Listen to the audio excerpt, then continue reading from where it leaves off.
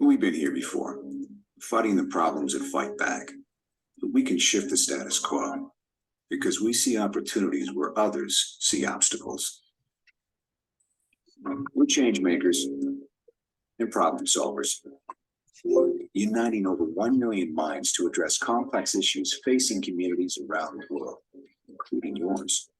With passion and purpose, we've led the efforts to put an end to polio. Now eradication isn't just possible, it's plausible. Every day we're investing in a new generation of leaders so we can continue to provide access to clean water, tackle global health concerns, support education, and build the foundations of peace across borders. We're working together as partners and professionals while making friendships that last a lifetime. We're Rotary, and there's no limit to what we can do.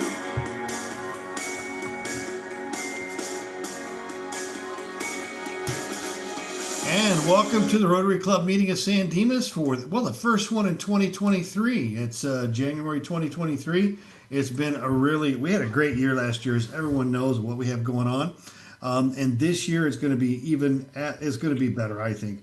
We've got the teacher mini grant presentation coming up middle of the month on the 18th. Set that date aside. It'll be at the Elba Jewelry Design. I know that the committee meets tomorrow to make some final determinations. We've got the RYLA kids getting ready to go to RYLA, the Rotary Youth Leadership Academy. They're now in the selection process with that. The food drive on March 11th for the 29 Palms Marine Corps Base is kicking over. And we have speakers reaching out already into March with some really great topics. Not only through us, but the military club will be meeting this evening. They've got Coach's Barbecue. Now, Coach's Barbecue sounds more like an in-person gig, quite frankly, than it sounds like at the Zoom. But we'll still do a Zoom, although we won't get the barbecue sights, sounds, or smells. So, Mike, are you going to go to the Zoom, the High Point tonight so we can get a report on how good the barbecue is from Coach's Barbecue? No, I will not be there tonight. Okay, Isabella. I will. Okay, and you're going to report back and let us know how good Coach's Barbecue was. Okay. Excellent. All right, let's go around the room and see who everybody else is that's here. Mike, go ahead and say hello. Hi, everyone. I'm Mike Wallace. I'm the president of Better Home Financial. We are a mortgage brokerage here in downtown San Dimas. Been a Rotarian 7.5, coming up on 8 years. And just happy to be here serving the community. And let's go over to Diva, who has the mysterious, the halo that God has issued her today. Unmute yourself, Diva. There you go. I couldn't find it. Oh my gosh, I'm such a moron. Hello, everybody. Happy New Year. I'm Diva Alfaro. I have been a Rotarian for over 4 years now, and I currently work for Mutual of Omaha as a reverse mortgage specialist. And happy to be here. Excellent. And so you have a committee meeting coming up on, I believe it's the 16th, which would be the Correct. Fashion Show Committee. And Diva's running a fashion show committee, which is going to do a fashion show to support the House of Ruth, a domestic violence shelter in Claremont. So a lot of work going into that. Very excited about what it'll look like. And how about you, Sylvia? What's going on with the chamber? Oh, it's a new year, isn't it? Oh man, we're hitting the ground running. Good. Sylvia again with the San Dimas Chamber of Commerce. We have an event coming up next week. It's our coffee hour, the first of the year. So like I said, we're hitting the ground running. So we've got a coffee hour on Tuesday, and then we've got the ribbon cutting at Life Pacific on the 18th. On the 18th, and we also have a multi-chamber mixer that on the 12th. Wow, lots going on at the chamber. Excellent. Yeah. And Barbara, we don't see you from Idaho very often. You are a treasurer. We're glad you're here today, though. Thanks. I am Barbara Feliciano. I'm a CPA. I grew up in San Dimas, went to San Dimas High School, left in 2016, missed it very much, wish I could come back, but I can't afford it now. And I am our only Idaho member, just so you know. Well, that's you need to recruit some more because we could use some more people in Idaho. Mary Ann. Hello, Happy New Year to everybody. I'm Mary Ann Kistler. I've been a member for over, I guess, 25 years. and I'm the current foundation chair and glad to be here. Marianne, the longer you're a Rotarian, the shorter that time period you report becomes. Okay. I know for a fact. I was gonna say I'm catching up on Marianne. You got the Benjamin Button of service going on. I don't know what's going on. Very funny. And next is Isabella. Good morning. Still morning for me. I'm Isabella Foster, the current secretary of the Satellite Rotary Club of Military Family Support, and I'm a baby Rotarian of only 6 months. And we're glad you're here, and you're going to have a great meeting tonight and report back on Coach's Barbecue. By the way, we have their next speaker. Our next speaker in January will be Three Angels at Haiti, but on the same, their next speaker is the Veterans Last Patrol. And it is veteran volunteers who are paired up with veterans in hospice. And so they become their friends in the last patrol. So put that on your February 1st meeting date, 6 p.m. I think that's going to be a real emotional and interesting thing to talk about. This organization that does that kind of thing is very cool. And then Education Foundation, is that Anthony Porter that snuck in with the new thing there? Maybe not. It is. Sorry, I'm at work. So, Okay. so yes, Anthony Porter, new to Rotary, and then also the satellite as well. Awesome. Thank you so much. So now we're going to go to our speaker. Ryan Backmann is the founder and executive director of Project Cold Case, a not-for-profit organization dedicated to serving families of unsolved homicide victims. In 2009, Ryan's father, Cliff Backmann, was shot and killed during a robbery in what remains one of the nation's 270,000 plus unsolved murders. Founded in 2015, Project Cold Case works to publicize cold cases while linking families, information, and law enforcement. Ryan serves on the statewide Cold Case Advisory Commission as the only survivor advocate. He is a board member for the Southeastern Homicide Investigators Association, a subject matter expert on cold case advocacy for the U.S. Department of Justice, Bureau of Justice Assistance, a regional coordinator for the Florida Crisis Response Team, and a member of the prestigious VIDOC Society, which assists law enforcement on cold cases. Ryan was a recipient of the 2022 National Organization for Victims Assistance Board of Directors Special Recognition Award. Ryan, welcome to the Rotary Club of San Dimas. Oh, thank you very much. I think I don't even think I have to speak now, right? You got it all in that. I need to cut that bio down so I have something to talk about. Thank you so much. Happy New Year to everybody. Ryan Backmann, but I have been a member of the Rotary speaking circuit now for over a decade, not a Rotarian, but definitely spent a decade speaking to mostly Florida Rotaries in and around Northeast Florida where I live, but also the occasional Zoom, thanks COVID. So now a lot more Rotary clubs were going to this kind of format, at least for a little while, and I was able to share my story in other places. But thank you so much for having me. It's afternoon here because I'm clear across the country from most of you. I'm in Atlantic Beach, Florida, just outside of Jacksonville, Florida. As was mentioned in my bio, in 2009, it was a typical Saturday in the Southeast. My wife and I were getting ready to go to some friend's house to watch college football. And I looked down at my phone and I had a missed call from a blocked number. When I picked up my phone, I realized there was a voicemail as well. So I checked that and the message said, this is a detective with the Jacksonville Sheriff's Office. There's been an emergency and we need you to call us right away. So in my kind of naive little bubble, the worst thing I could possibly think of is that there had been a car accident and maybe somebody was taken to the hospital for observation. Maybe somebody had a broken ankle or a cracked rib.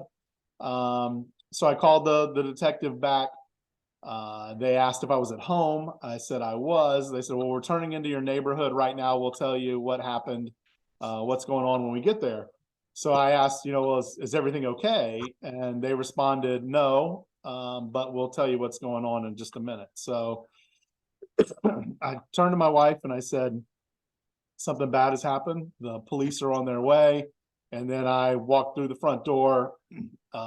And by the time I got to my driveway, there was an unmarked car pulling up and two plainclothes detectives got out. They said, "We hate to tell you this, but your father was murdered earlier today."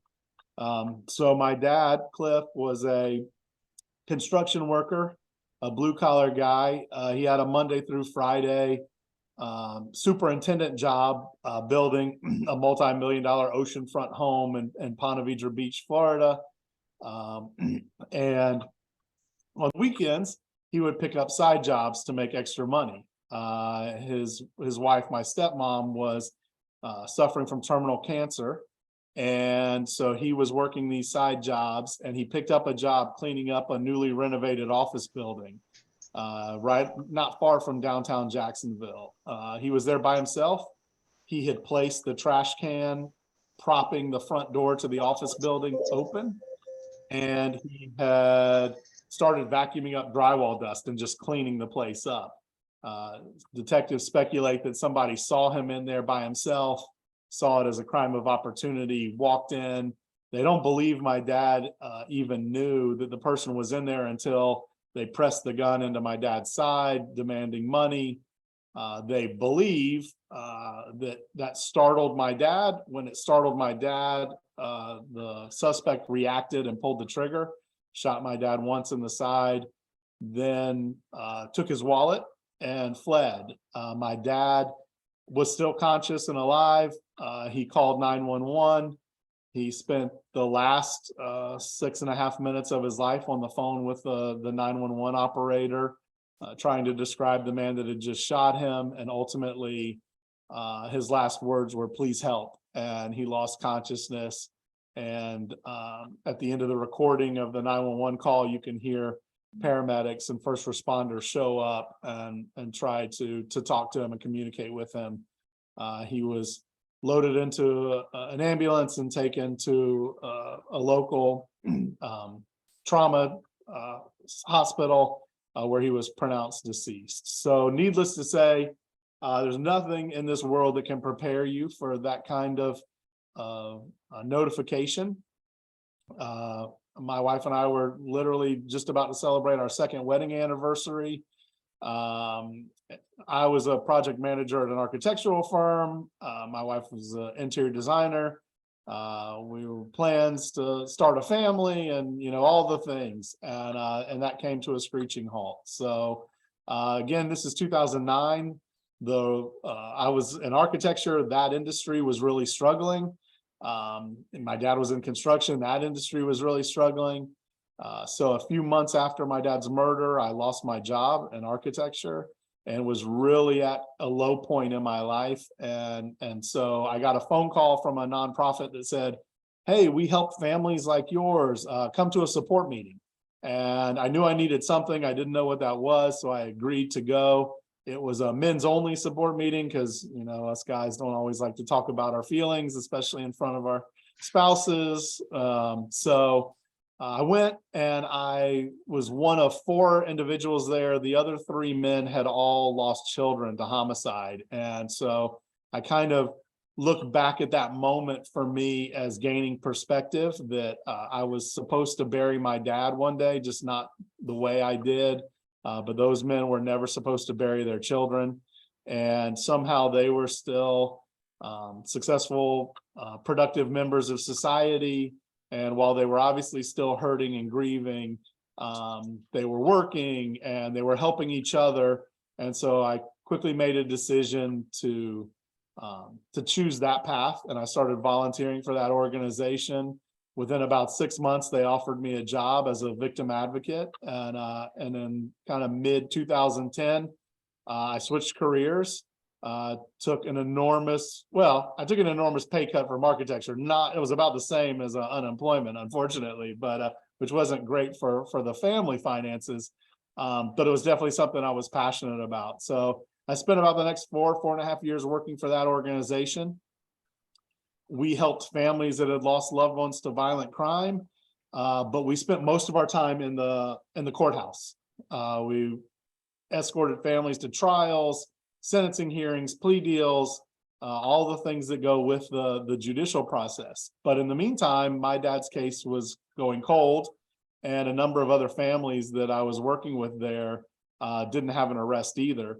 And we started to recognize voids in services for families that had kind of long-term unsolved cases. As you can imagine, the media kind of moves on, the law enforcement moves on, the community moves on, sometimes your own family members move on, and you're really kind of left with this feeling that nobody else cares and that your loved one is forgotten. And so that really bothered me. So in 2015, I made the switch to start my own nonprofit, Project Cold Case. And that was our goal, was to make sure that families never felt forgotten or that no one cared. And quickly that evolved. And so now, 8 years later, we are, I have an office downtown. We have 4 full-time employees. We have multiple interns from local universities. We have partnerships with universities. We do a school project with the University of North Florida in their journalism department, where we provide victims and cases, and those up and coming journalists will call and interview the families. And then we will publish those spotlight articles on our website and through our social media account. And these students get an opportunity to actually interview somebody, and the families get an opportunity to raise awareness for their cases.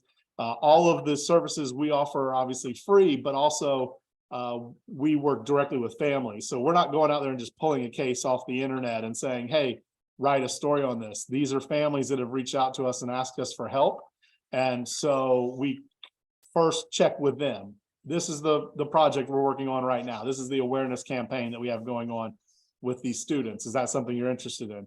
If they are, then we move forward. Obviously, that makes it a lot easier for college students too, who are normally terrified to cold call a homicide victim's family. But along with that, we host support meetings both in person and virtual, because COVID impacted us as well. And we learned that Zoom is a wonderful thing and allows us the opportunity to connect with families from all over the country.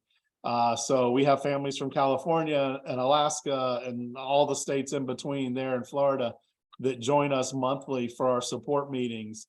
We provide individual counseling for local families. Our contracted counselor has her license in Florida. So right now, those are Florida families that we can offer counseling to. And along the way, I've gotten to work very closely with law enforcement, as was kind of, again, mentioned in my bio.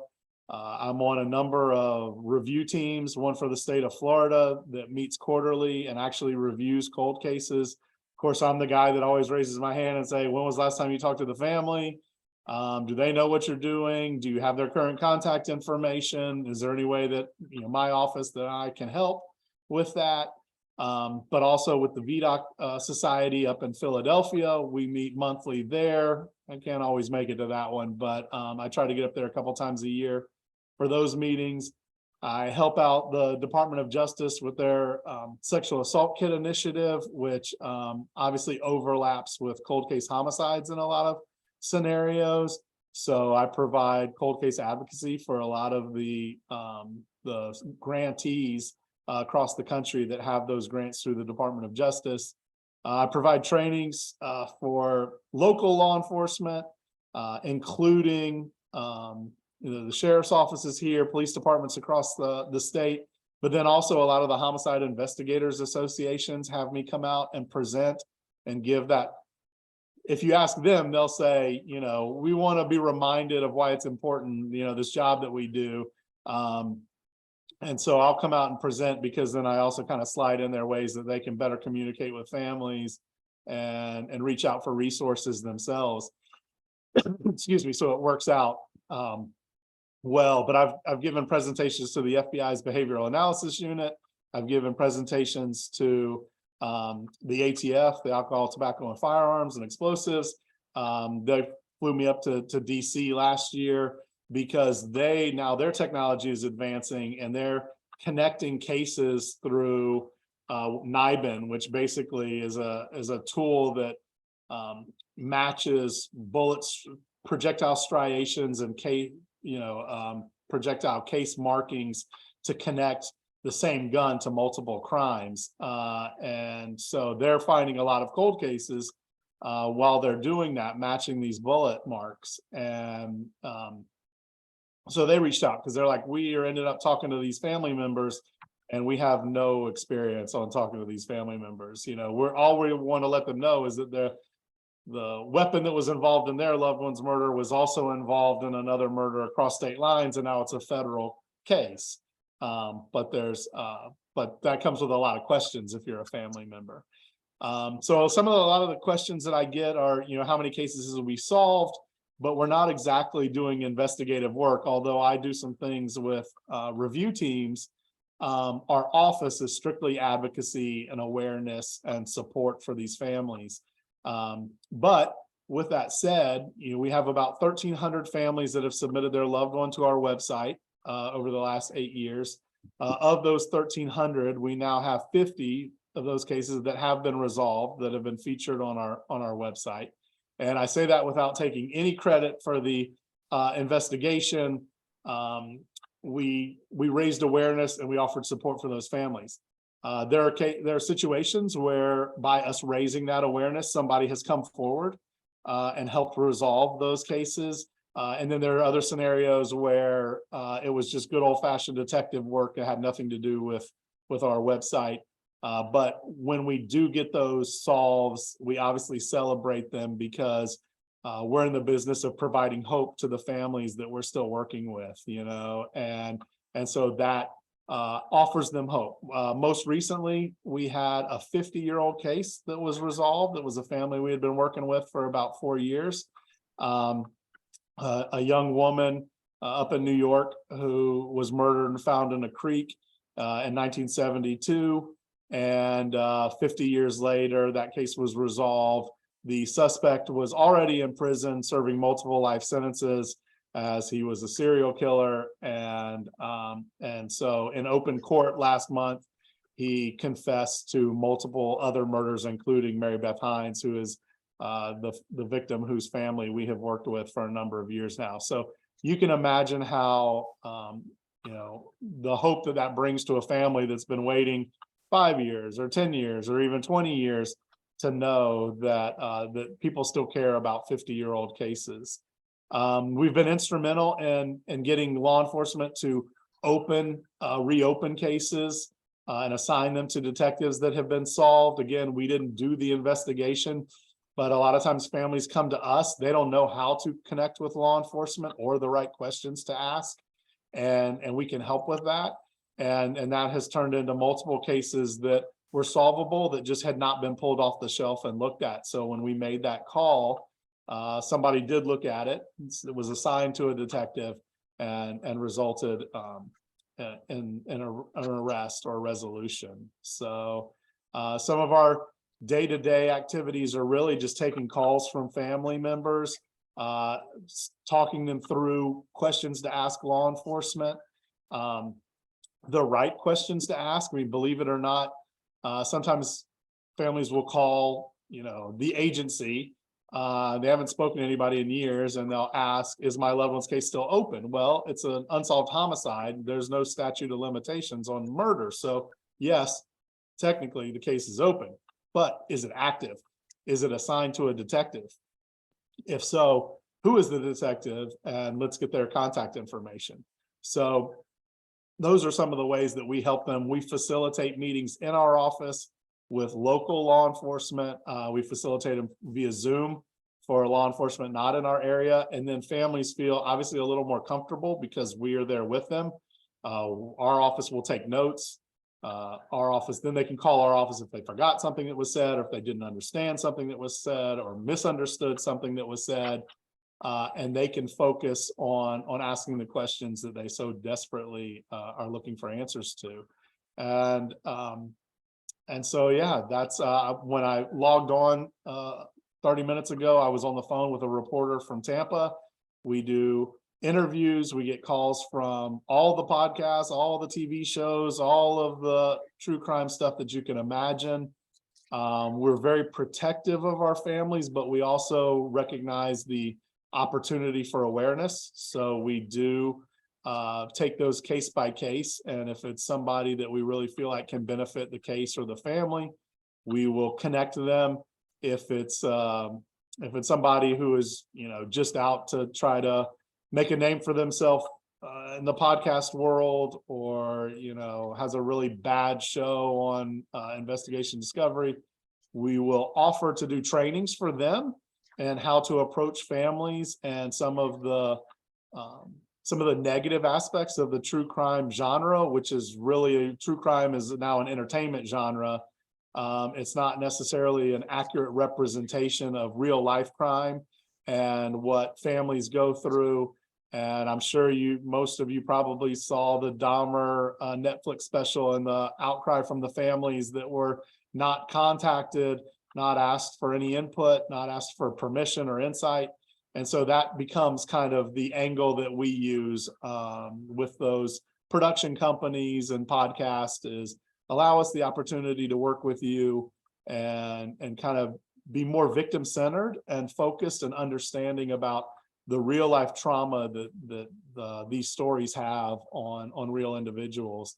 And so unfortunately, we've had to pass up, some big opportunities for fame and fortune, not really, but, at least a few minutes on a big TV show, because that is not what is as important to us as much as protecting the families and making sure that they aren't re-victimized. So sometimes we do make it on TV shows. I think investigation discovery, I don't even know what it's called, but I did an interview with a family that was a 43-year-old solved case that we had here in Jacksonville, that we had worked real closely with that family, and the family asked me to participate, so I did.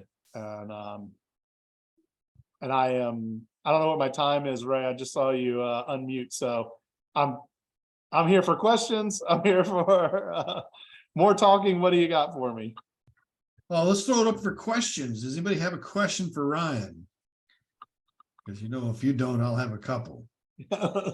Hey, so Ryan, my first thing is, how often let me start with this questions first. Is a primary part of your job translating law enforcement lingo into English so that people understand what the cops are supposed to be doing?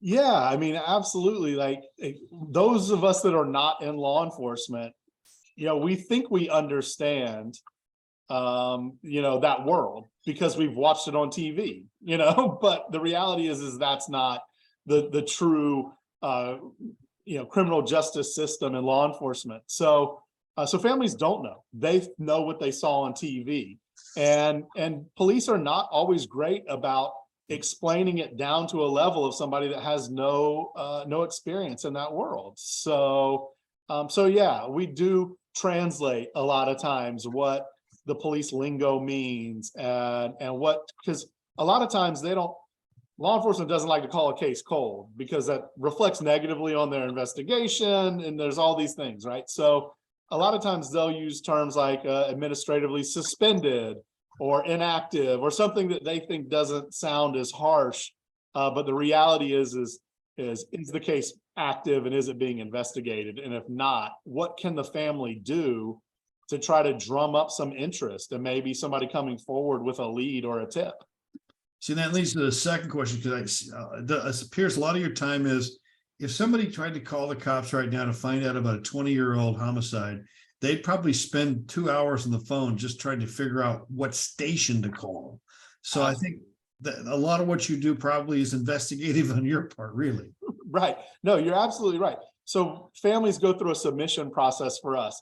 And part of that submission process is, who is the investigating agency? And you would be shocked to know how many times it is don't know, unknown, NA, and then, I think the FBI was involved. Look, unless it was a kidnapping or a terrorist attack, the FBI was not involved in your loved one's murder, so we want the FBI to be involved. We think that that's a better agency. So tracking down, was it a county, a sheriff's office? Was it a police department? What did they do with these files? Are they archived? Are they archived on site, or are they in Iron Mountain somewhere? You know, what's it going to take for somebody to go find them and bring them back? Is there anybody there that remembers this, that could even talk to this family? Or does somebody have to physically review that case? Those are all things that are often lost on our families and the general public. So yeah, we help with that constantly. So, and you used a softer term, there was cases resolved, which doesn't mean there was a prosecution, doesn't mean there was an arrest. It actually doesn't mean it was actually cleared, quite frankly. But what my question is, how often, because the 50 cases out of 13, however many you've profiled, yeah. How often does something result in, often does renewed media interest result in at least an investigative lead? Well, that's an interesting question, because what law enforcement will tell you when they participate in those media spotlights is that something came up. You know, that now we're going to, whether it's technological advancement or, you know, so now that this is being brought to the public light, well, we're going to resend this to the lab to be tested because it hasn't been tested in 5 or 10 years. But what we see is that a lot of these media spotlights are more for the family than for resolution. You know, the family gets to feel like somebody cares. They don't often lead to that tip that we're hoping comes in, that somebody sees it. Maybe they've had a change in relationship. They're not in that marriage anymore, or that partnership, or they don't have addiction or dependency issues anymore. They found religion. They found, you know, that grown a conscience. They have a family of their own now. You know, we kind of say publicly that's what we're looking for, but the reality is those don't hit as hard. It's usually more for family, you know, comfort. Mm-hmm. Very cool. Other questions? I know.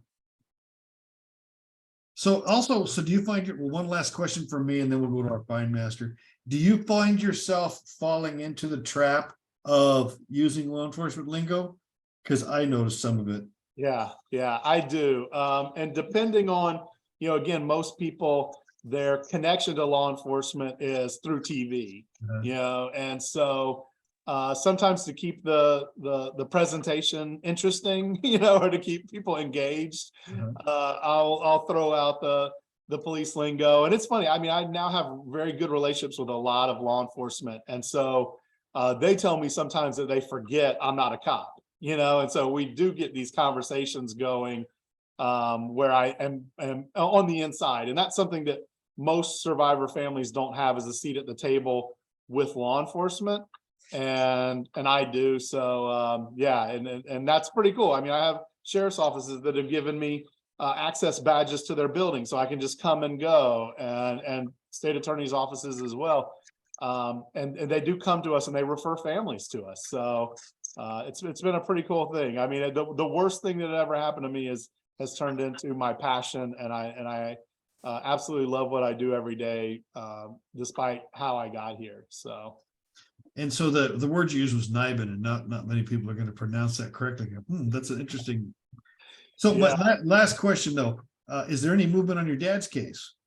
There is currently no movement on my dad's case. It was reviewed again last year. They sent again a bunch of stuff to the lab to be retested. Unfortunately, no fingerprints on the door with the trash can propping it open. There was no interaction between them, they believe, except the gun.